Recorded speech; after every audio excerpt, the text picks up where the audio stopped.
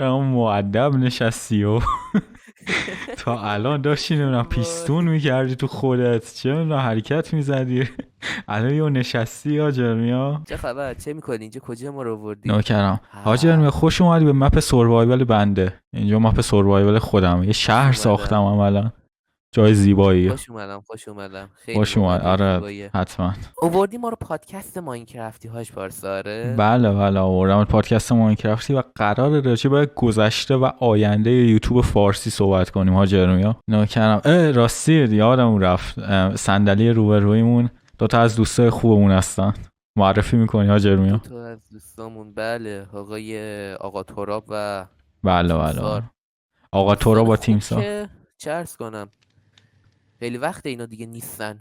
یوتیوب فارسی خیلی بد شده. بله متاسفانه یوتیوب یوتیوب خیلی فارسی بده. یکم که چه عرض کنم دیگه، یکم زیادی یکم یه بد شده. زیاد مرده. بله یکم واقعا داره این آخر روز. بزن. بده من بده. حاجی اولین یوتیوبر ماینکرافتی که باش آشنا شدی کی بود؟ کسی که الانم نیست، بین اینا هم حتی نیست، خیلی سال رفته. ای جی کی؟ کینگ. آره باریکلا، منم همینطور. یادت اولین ویدیویی که ازش دیدی چه ویدیویی بود؟ ببین حاجی، راستش اولم با ای جی کینگ آشنا نشدم. یه روز توی اکسپلور اینستاگرامم بودم، یه ویدیو از کول گیمر برای من ساجست شد. اون زمان مهم. دقیقا زمانی بودش که یه اکیپ داشتن 4 نفره، ای جی کینگ و کول گیمر و آره فینکسل و یادمه. اسکورپورو. خیلی خفن بود اون خیلی اکیپه. خفن بودن.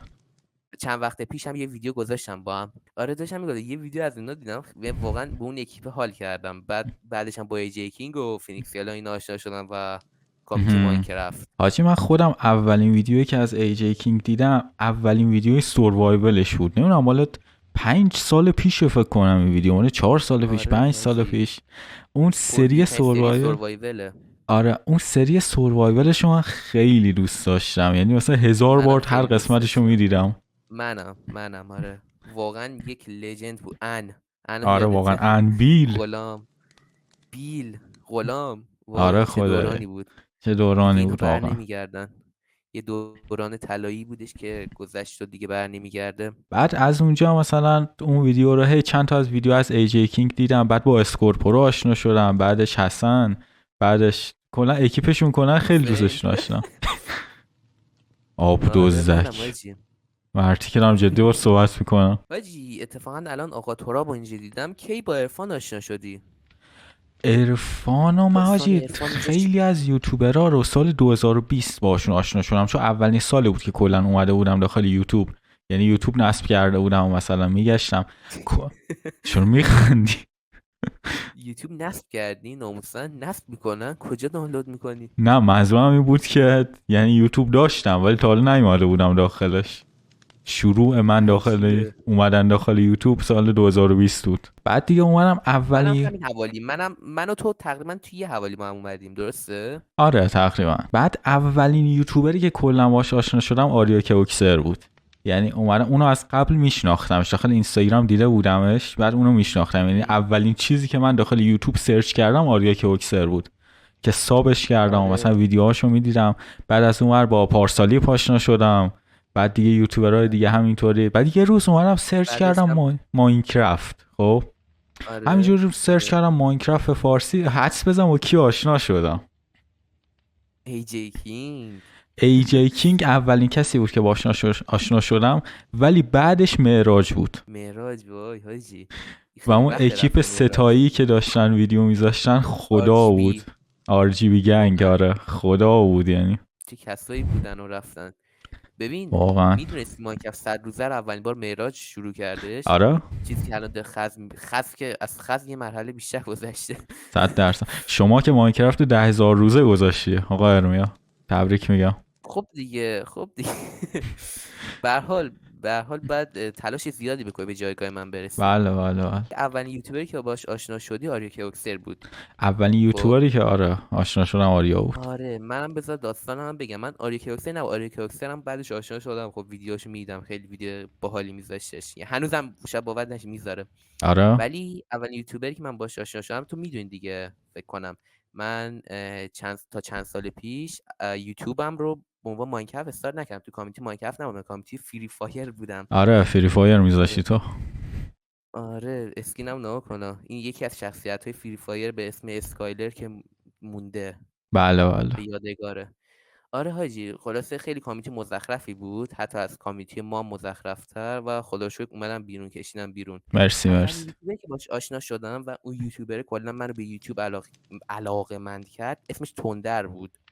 خب. خب یه یوتیوبری بودش که کامیتی فری فایر تو ایران استارت زد و الان هم کلی شب باور نشه دنبال میکردم، کلی دراما و اینا برش پیش اومده، ای قشنگ بابا. نابود شده تا حدودی. خیلی آدم باحالی بودش و من خیلی باش حال میکردم اون موقع. چند سال پیش بود؟ 4 سال، 3 سال، 5 سال، نمیدونم.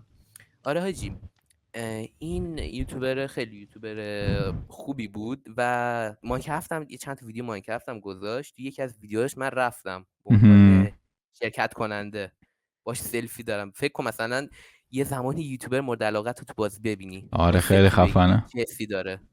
خیلی اونم خفنه. خیلی قدیم، مثلا فکر کن 3 سال 4 سال پیش. الان میگه که من یوتیوبر مسخره میکنی. الان که یوتیوبر ماینکرافتی مورد علاقت جلوت نشسته چه حسی داری؟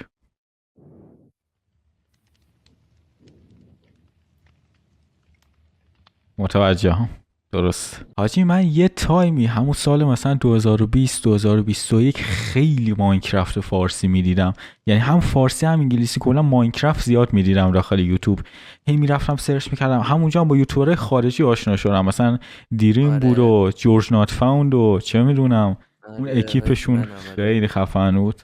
ولی من بیشتر همون ایرانی‌ها رو دنبال می‌کردم. خارجی هم دنبال می‌کردم ولی خیلی کمتر. آره ایرانی‌ها رو خیلی دنبال می‌کردم. من هنوزم کلا یوتیوبر فقط ایرانی نگاه میکنم، یعنی خارجی خیلی کم پیش میاد برام مثلا ویدیو مستر بیست رو ببینم یا مثلا کلا آره. کامیونیتی خارجی مستر رو. بیست دوبله می‌بینی که فارسی مستر حسابش.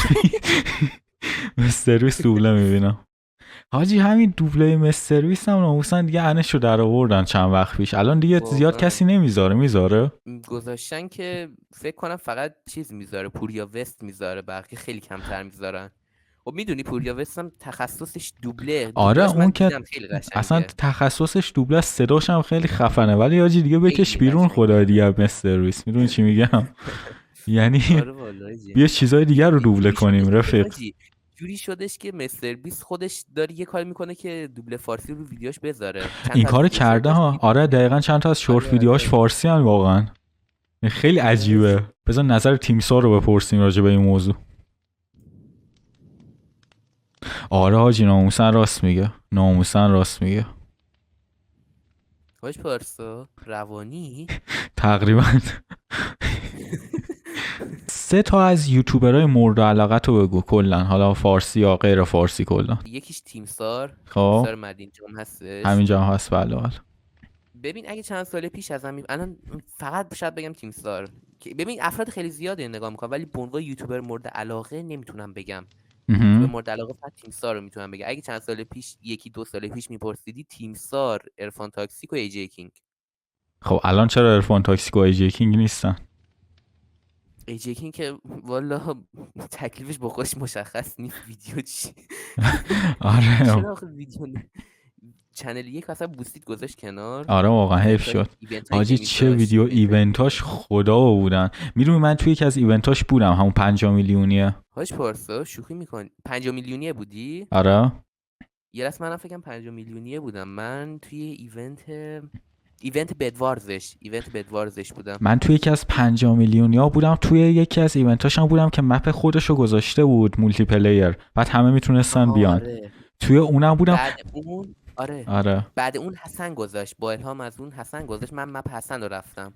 و یه چیزی هم بهت بگم، داخل ویدیویی که گرفت ازش، خونه‌ای که من ساخته بودم اون نشون داد. خب من داخل یه تونل یه خونه ساخته بودم که قشنگ رفت داخل اون تونله، همه چیشو دید، خیلی جالب بود کلا.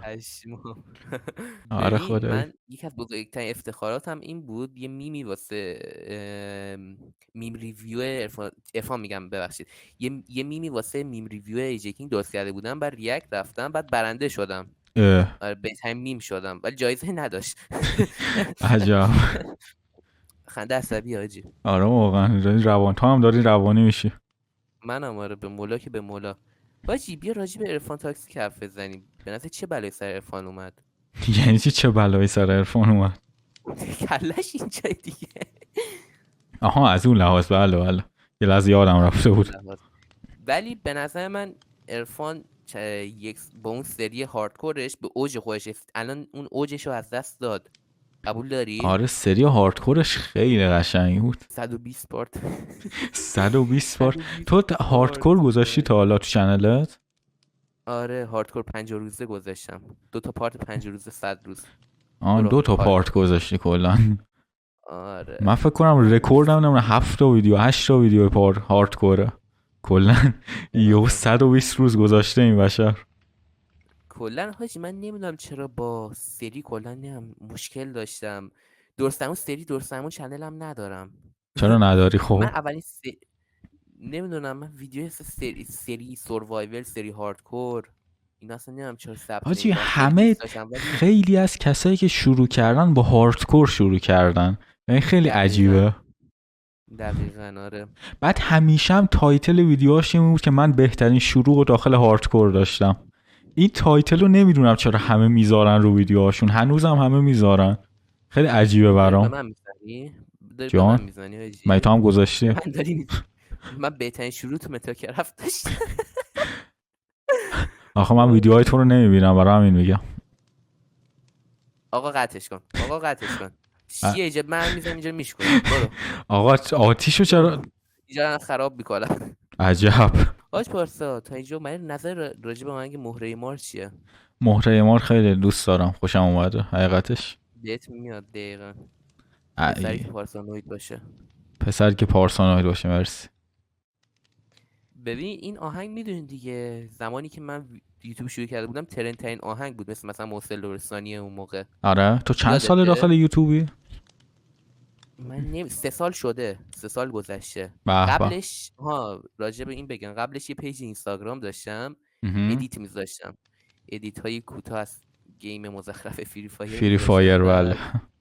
بله تموم شد. اونو پاک کردم رفتم یوتیوب. خوب کاری کردی خدایی. خیلی خوب کاری کردی. خب 3 سال داری فعالیت میکنی به هیچ جا نرسیدی، چرا؟ داشت این الان سوال بود یا تخریب؟ سوال بود کاملا. سوال بود. خب بعد خدمتت عرض کنم که به خاطر فعالیت نادرستم در ابتدای کار، به خاطر اینکه بد ویدیو میذاشتم کم ویدیو میذاشم به خاطر درس و اینا. بله بله، یعنی درس برات مهمتر از یوتیوب بود و آینده شغلیت. تقریبا الان ولی یوتیوب مهمتره. خب الان داری کار درست میکنی. آره خدمت عرض کنم که پیسی بد داشتم. پیسی جوری بودش که مثلا 10 تا 5 تا 15 تا FPS میداد. 20 تا 25 تا برو همینو. نه دیگه 15 تا دیگه رکوردش بود. خب اکثر ویدیو قدیمی هم لگه. یکی از دلایل. آره حاجی منم همینطور. حاجی ارمیا میدونی که من الان داخل دومین چنلم دارم فعالیت میکنم در جریانی که چنل قبلیمو چرا اوشت آره دیگه به حال خیلی معروف شدی چنل 2 زدی. اتفاقا برعکس عرضم به حضورت که من داخل چنل اولم نمیدونم 240 تا 250 تا چند تا ویدیو گذاشته بودم که همش ماینکرافت بود تقریبا در جریانی. همش ویدیو شورت بود. همش ویدیو شورت بود. دقیقاً.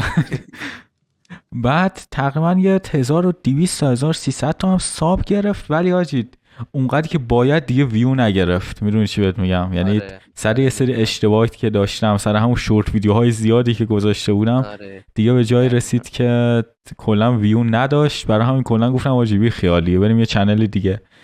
یعنی من یوتیوب خیلی دوست دارم حقیقتشو بخوای، یعنی واقعا کاری کردن داخل یوتیوب. منم دقیقاً به خاطر علاقه موندم، وگرنه این 2 سال پیش به خاطر این مشکلات قطعا میرفتم. آره من راستشو بخوای حاضرم 100 تا چنل بزنم ولی واقعا داخل یوتیوب کار کنم. یعنی کلا ویدیو ساختن رو خیلی دوست دارم. جدی میگم خیلی کار درستی میکنی. آره بیا راجع به آشنایی من و تو توضیح بدیم. آشنایی من یه جور میگه آشنایی من و تو انگار مثلا تو رابطه این با هم دیگه نیستی مگه؟ عرضم به حضورت آشنایی من و تو چجوری بود؟ من واقعیت یادم نمیاد. بفرما توضیح بده. من یادمه من تو اینستاگرام میگشتم.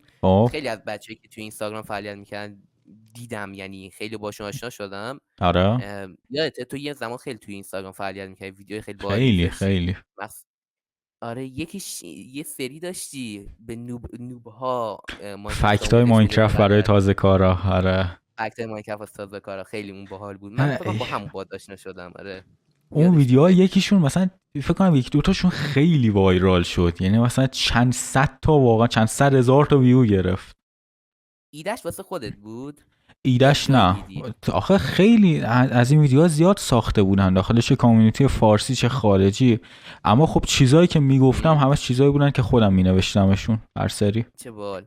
آره ببین من اینجوری باهات آشنا شده بودم، بعد مثلا فالوت هم داشتم، بعد هی هر چی میگذشت میدم این چرا منو فالو نمیکنه، این چه آدمی چرا خوشو میگیره. یه قشنگ چند ماه وایسادم، من صرفا تو رو فالو داشتم، نه من تو رو میشناختم نه تو منو میشناختی، آره که یه روز خیلی رندوم دیدم استوری گذاشتی، از چند نفر رو تگ کردی، چند تا از دوستات، در حالی که من تو با هم دوست نبودیم. خیلی آره جالب بودش. آره چند نفر تگ کردی که گفتی اینا افرادی هستن که خیلی زحمت میکشن ولی حمایت نمیشن. من نمیدونم تو من نمیشناختی چجوری اینو گذاشتی. خیلی همیشه من سوال بودش، همین الان نوکرم جواب دیگه بده هاجر نمیکنم. میا، نوکرم دیگه، از همون موقع تو رو آدم حساب میکردم، عشق کن. من نمیدونم بخندم گریه کنم چه شکلی من دیدی یه اصلا چی حرفی کار میزنم کردم. که یه میمونی یه چند ثانی دیگه با اتفاق کنه چی بگم. خدا به پیشرو تو هواداری چی. واقعا اون استوری گذاشتی بازم منو فالو نکرده بودی.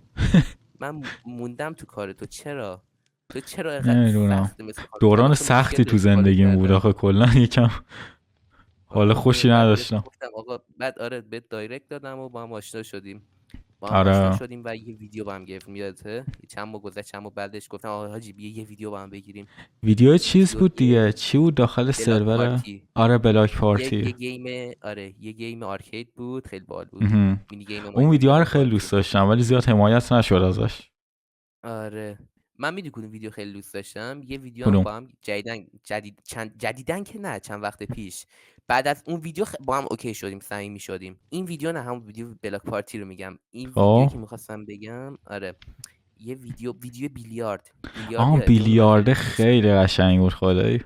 خیلی به من که اونم خیلی حمایت خوش نشد. گذشت، یعنی اصلا برام مهم نبود که مثلا زیاد ویو نگرفت، واقعا بهم حال داد اون ویدیو. یعنی خیلی خوشحالم که یه آره همچین ویدیویی تو کارنامه کاریم هست. شت. نوکرتون. کارنامه کاری؟ کارنامه کاری براش کن. کارمندی مگه؟ نه مگه کارمندا کارنامه میگیرن؟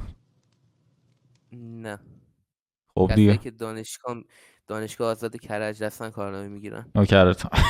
حاجی تو همیشه من سوال بود که اسکین تو چی کار کردی؟ اسکین خیلی عجیبی داری، آره از کجا گرفتی اسکینم اسکین تو؟ برای بعضی خیلی عجیبه. این اسکینر رو خودم ساختم هاجر میا، شاید باورت نشه. درسته چون هیچ زحمتی واسش نکشیدی. اوکی خب. خدایی شبیه خیلی بنتنه. ساده است ولی واقعا دوستش دارم، نمیدونم چرا. ساعت بنتن وسط ساعتی هاش بارسا، ساعت آبی. نه ساعت بیا اون دور مچم، بیا دور مچم بسته شو، بپیش خودتو منبع بزنم من انرژیمه، فعال ساعت میخوام نیستم، رفتم. برو گم شو. منبع انرژی؟ بله بله. با سوخت فسیلی کار میکنی یا سوخت زیستی هاش بارسا؟ پنل خورشیدی، پنلت کو، پنل تو بهم نشون اما بده. آبی پنل دیگه. آها پس یه هوا روز میشه جلو خورشید دراز میکشی. اوکی. آره دقیقا. روزا همینطور درازم. شب چی کار میکنی؟ شبا چی کار میکنی اون وقت خورشید نیست؟ خب شبا از منبع انرژی که روز ذخیره کردم استفاده میکنم برای زنده موندن. پشمام. نوکرتم. چه جالب. بله بله بله. نوکرمی. تو هم که اسکینت فری فایره. اسکینم آره همین شخصیت اسکایلر فری فایره بعد که به من خیلی میگی هیچ هیچ زحمتی وقت نکشیدی برای اسکینت. چرا اسکینش مشکل داشتش، اسکینش رو گرفتم درست کردم، دستش چند تا نقطه اضافه داشت گرفتم درست کردم. زحمت به زحمت کشیدی، نیستش. واقعا مرسی زحمت، خواهش خدای میکنم. کار سختی کردی، آره باری حاجی کلا باری کلا. همیشه خیلی پشمام ریختش، اصلا فکرشو نمی‌کردم که مثلا بری توی اینترنت بچرخی دفعه یه کاراکتر اصلا که خیلی معروف نیست توی یه گیمی که اصلا معروف نیستش مثلا تو ماینکرافت باشه. خیلی هم آره قشنگ بود اسمش. آره حال که خدای اصلا تو باحاله، چند تا اسکینو عوض نکردم. آره زیباست، خیلی بیوتیفول. حال میکنم با این اسکین. آره این اسکایلر هم فکر نکنید که BTS اصلا ربطی به BTS و کره جنوبی نداره، یه خواننده ویتنامیه. پشمات بریزه. اصلا یه چرا خواننده باید به ویتنامی BTS جوون. ربط داشته باشه؟ نمیدونم، من نمیدونم بعضی میگن اسم BTS داری. خیلی عجیبه. عجیبه واقعا. حاجی میاد اصلا اینا رو ولشون، داشتیم راجع به یوتیوب صحبت میکردیم. چرا یوتیوب فارسی داره دد میشه به نظر شما؟ دلایل خیلی زیادی داره. یکیش دلایل خیلی زیاد داره. خود توضیح بده. حال ندارم توضیح بده.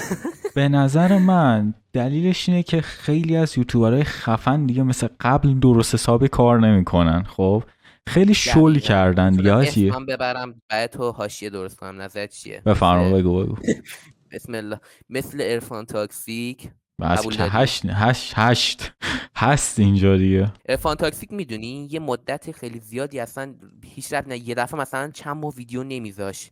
آره یه دفعه میرفت یه دفعه میومد. به نظر من همین باعث شدش که از اوجش بیفته. من هنوز دوستش دارم حاجی، عرفانو خیلی باحال خوده. آره حاجی منم. آره قبول دارم. به هر حال دیگه وقتی عرفان تاکسی میاد شما رو فالو میکنه، آره ایوه چیه حسودیت شده حالا. حسودیم نه من واسه بعد به تو چی داری که من میخوام بهت حسودی کنم؟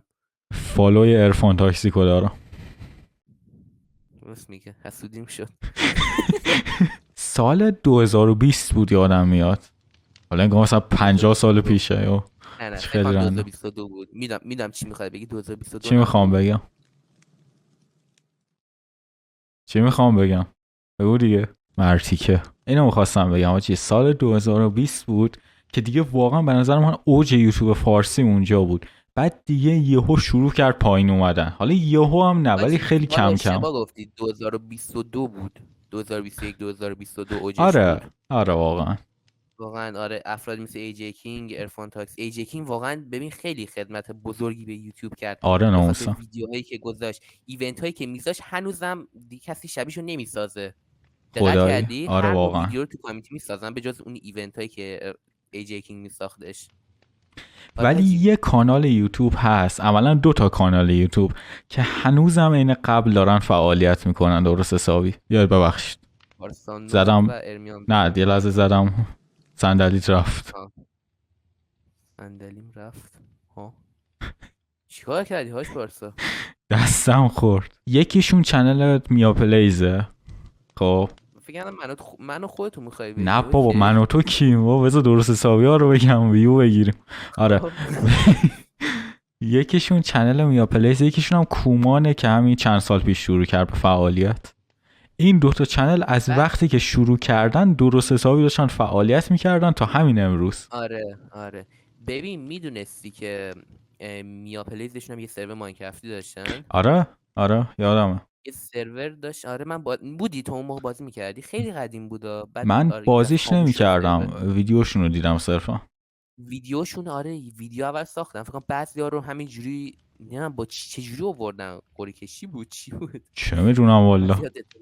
بعضیا رو همینجوری آوردن تو ویدیو، بعضیا رو هم بعد سرور پابلیک شد. آره. پابلیک کردن که خودشون اصلا بازی نمی‌کردن. بعد اون پابلیک شدش من خیلی میرفتم اونجا بازی می‌کردم. یه جا مثلا مثل تیرکس ماین بود، مثل اونجا که مثل تیرکس ماین نه، من مثل تیرکس ماین اونجا خیلی زیاد بازی می‌کردم. منطقیه. خیلی باحال بود. چیز بود. من چی بودم؟ کورشتوپیایی بودم. خب باریکلا آفرین بنازم. ببین من اینجوریام چیز اطلاعات دارم. من ویدیوهای میاپلیز و کومان زیاد نگاه نمی‌کنم و دوستان. خب یعنی دوستم که نگاه کنم. آره قرار شروع کنم به نگاه کردن. من حاجی تو یوتیوب میرم، بذار اینجوری بهت بگم، داخل یوتیوب که میرم اول که من بگم من که میرم فقط ویدیو تیم سار رو میبینم.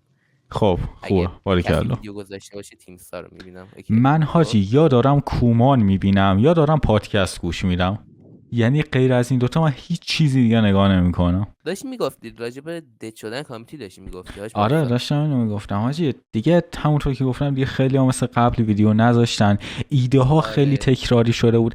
مثلا یه زمانی یکی میومد ماینکرافت هاردکور میذاش، واقعا جدید بود، اما الان همه دارن میذارن. میدونی چی بهت میگم؟ الان دیگه کسی همت نمیکنه، هیچ کی همت نمیکنه که سری هاردکور و سری سروایوال بذاره. واسه همین یکی از دلایلی که من تا الان نذاشتم این سری‌ها رو این بود. من خودم اول سری که شروع کردم سری وان بلاک بود، خیلی دوست داشتم. من آره. شده. نه من با سروایوال شروع کردم، خیلی هم دوستش داشتم سروایوال رو. سروایوال چیز بود فکر کنم. نه یه سری هاردکور داشتم، وگن لایف بودم الان، گیاهخوار بودم توش. اون خیلی دوستش داشتم. پشمام حاجی. من حاجی همیشه از همون اول فعالیتم دوست داشتم کارایی بکنم که زیاد داخل یوتیوب فارسی نبوده. مثلا ماینکرافت سوروایول میذاشتم یا هاردکور میذاشتم، اما مثلا یه چالنجی میذاشتم واسه خودم، یه چیزی بهش اضافه میکردم. ببین حاجی الان یکی دیگه از دلایلش همون گفتی درست اشباع شدن یه موضوع بودش که مثلا خیلی سری آره سوروایول سری هاردکور چه میدونم SMP خیلی SMP وان بلاک اینا گذاشتن و این خیلی باعث شد که اشباع بشه. الان در حال حاضر خیلی فقط موضوعاتی که به نظر من اینجوریه، کسی که ویو خودشو داره مثل عرفان تاکسیک که هیچی، موضوعاتی که واسه تازه کارا کلا هر کی بخواد بذاره ویو داره موضوعات جدیده، چیزایی که تا حالا اتفاق نیفتاده توی کامیونیتی. یکی هست اسمش ماموت یکی از دوستام هم هستش. ماموت ببین جدیدن اومده ایده های جدید رو داره اجرا میکنه، چیزایی که مثلش تا حالا تو کامیونیتی نبوده.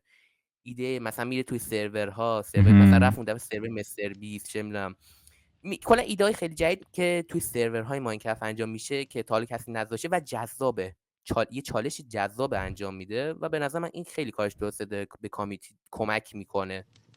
آره حاجی. آره واقعا کسایی که یه ایده جدید میارن، کسایی که یه کار خلاقانه انجام میدن خیلی کار درستی میکنن واقعا. حالا پیشنهادت به کسایی که تازه میخوان وارد یوتیوب فارسی یا کلا کامیونیتی ماینکرافت بشن چیه؟ همین دقیقاً این کاری که این بشر داره انجام میده، اینکه ایده های جدید انجام بدین، ادیت خوب باشه، تامنیل خوب باشه. تامنیل خیلی تاثیر داره رو ویدیو. آره واقعا. و یه میکروفون اوکی و یه PC اوکی داشته باشه طرف. حالا نیازم نیست واقعا بری مثلا یه سیستم 500 600 میلیونی نه بگیره. اصلا نیازی نیست. آره چون همه میگن دیگه، اینو دیگه ما نگیم بگیم همه چون میگن. آره واقعا. یه سیستم اوکی باشه، نه اینکه مثلا 10 15 FPS، یه چیزی مثلا 30 FPS یا 60 FPS رو بده، به نظر من چیز اوکیه. آره برای شروع خیلی خوبه. خیلی خوبه. آره بعد آره دیگه ادیت. ببین من با توجه به تجربه‌ام اینجوری اگه بخوام به کسی پیشنهاد بکنم این که قبل از اینکه بیاد ادیت و تامنیل زدن یاد بگیره. آره خدایی. آره من چون خب قطعا بلد نبودم، توی وقتی اومدم تو یوتیوب یاد گرفتم، همینجوری با ویدیو گذاشتن تمرین کردن حرفه‌ای تر شدم. اگه به نظر من اینجوری، حالا نظر من اینجوریه، اگه قبلش تامنیل و ادیت خوب بلد بودم قطعا میتونستم زودتر پیشرفت کنم و باعث میشدش که الکی چند سال پشت تو یوتیوب نمونم. آره دقیقا مثل افرادی که پشت کنکور میمونن. آره واقعا. یه سریا هستن که مثلا یارو میاد ویدیوشو میسازه، بعد میگه خب اوکی من نیازی نیست که ادیت و تامنیل یاد بگیرم، میرم یه ادیتور پیدا میکنم، میرم یه تامنیل زن پیدا میکنم. به نظر من خیلی اشتباه این کار، از اساس کلا اشتباه. آره واقعا. و من و تو یه کسی هم میشناسیم که همینطوری بوده و الان یه فعالیت نمیکنه، شکست خورده چنل یوتیوبش. آره سیاه هم هست. آره سیاه هم. آره ببین به نظر من این که من خیلی از دوستام هم اینجوریان که آره مثلا هیچ کنون از کارهاشون انجام نمیدن، بهونهشون هم اینه که مثلا نمیرسم یا وقت نمیکنم بعد ویدیو بگیرم. این کار به نظر من اشتباهه. خودتون از اول این کارا رو انجام بدین. اگه خودتون انجام بدین خیلی تاثیر داره. شما بنا بر این بذارین که 1% شکست بخورین، 1% نتونین به اون چیزی که میخواین برسین و ویو خوبی نگیرین، شما آره واقعا حروم کردین. آره دقیقاً. الان میدونین دیگه قیمت تامنیل و ادیتام چقدر زیاد شده. خیلی زیاد شده. صنف دارن قیمت میذارن. بله البته خب خیلی هاشون هم مثلا کارشون خیلی خوبه، یعنی دارن پول کارشون رو میگیرن عملا، اما خب دلیل نمیشه آدم برای شروع یوتیوبش بیاد مثلا اون همه خرج کنه. میدونی چی بهت میگم؟ من هنوز تامنیلامو خودم میزنم، ادیتمو خودم انجام میدم و 10 سال دیگه هم یوتیوب کار کنم واقعا دا همشو خودم انجام میدم راستشو بخوای، چون هم علاقه دارم به این دوتا. گو نخور. اوکی زهرمار یعنی چیه؟